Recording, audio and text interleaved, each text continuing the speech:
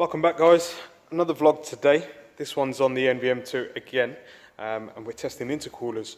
The one in front of us is actually a CSF step core intercooler. It's one of the latest intercoolers on the market. We have fitted various intercoolers to the N55 engines, M2s, M235s, 135s, and we think it's probably a focal point for any kind of tuning, regardless of what level of tune you go for. Even on a stock car, you're going to reduce charge temperatures. So we've already dynoed the car at 361 brake horsepower, and we did have a bit of heat soak and kind of high temps in the charge temps. So we're going to stick on the intercooler, do another run, see what power it makes, if any, and obviously log the charge temperatures and reduction. The CSF is quite unique in its way. It is actually a bar and plate construction, so there's hardly any pressure drop and pressure build up in the cooler itself. It does have these what we call rounded plates, and these basically allow airflow, maximum airflow through the intercooler, cooling it through the fins. Obviously hot air goes in through there, cools it through with air, and then comes out this way into the throttle body and the manifold. So from previous testing, we've seen up to about 30 to 40 degree drop, about 18 to 20 psi on the N55, and this is where these kind of intercoolers come into play. A standard upgraded intercooler will do the job on most cars and applications, but when you're kind of running bigger turbos and hybrid turbos, the biggest concern is heat. So kind of controlling charge temperatures is the focal point. On our vehicle, we'll be running a hybrid turbo, and we're going to start with what we think is a really good intercooler. But you'll see the testing today. So let me know what you guys think in the comments below once we're finished.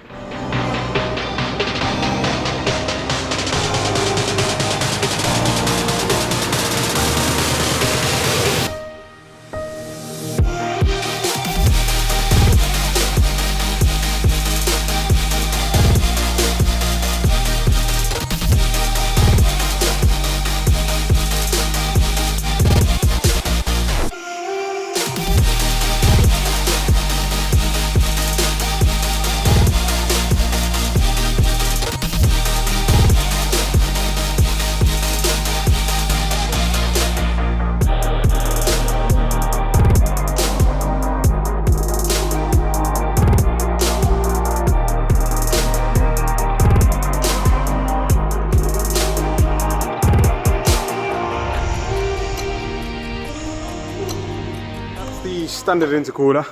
It's actually the same as the 116i and 120i and stuff like that, which is a bit of a shame because they never made one specific for the M2.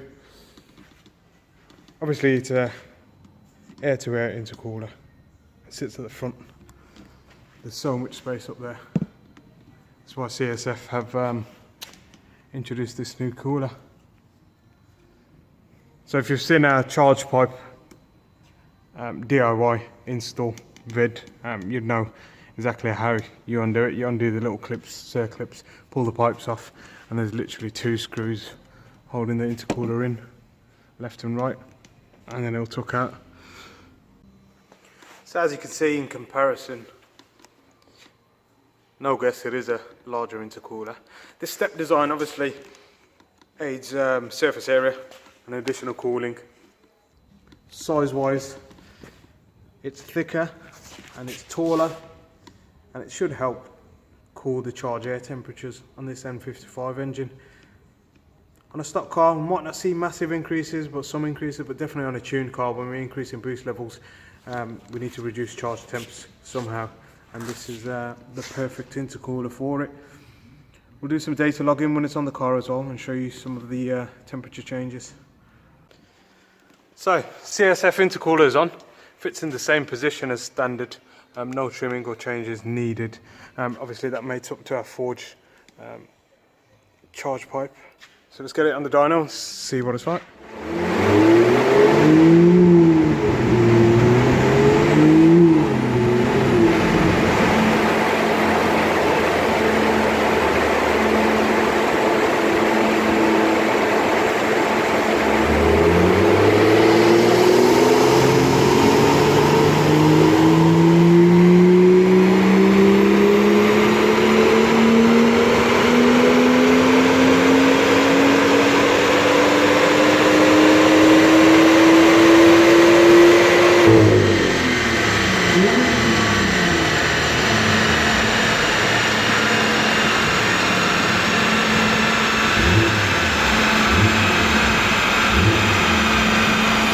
guys, as you can see, final results, get it in focus.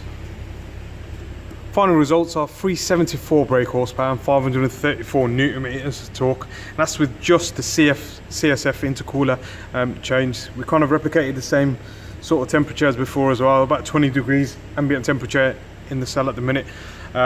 Peak power, there's a good difference to be fair.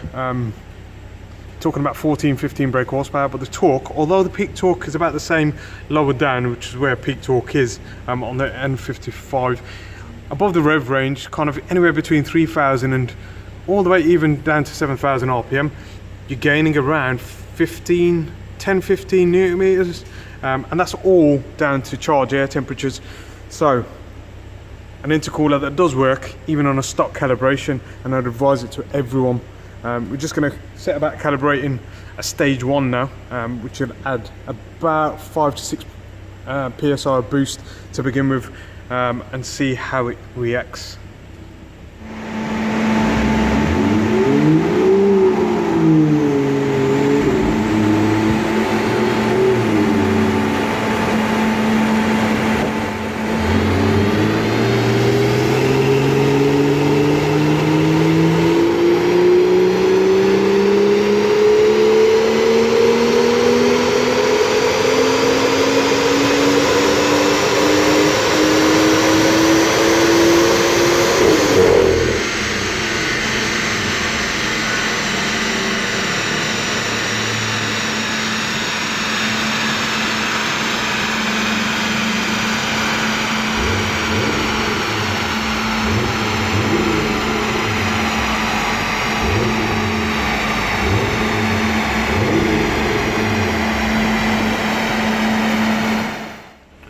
So, final results with the CSF intercooler and our stage 1. We added a bit more boost than we usually do on the stage 1 thanks to the CSF from our intercooler. It is reducing temperatures dramatically.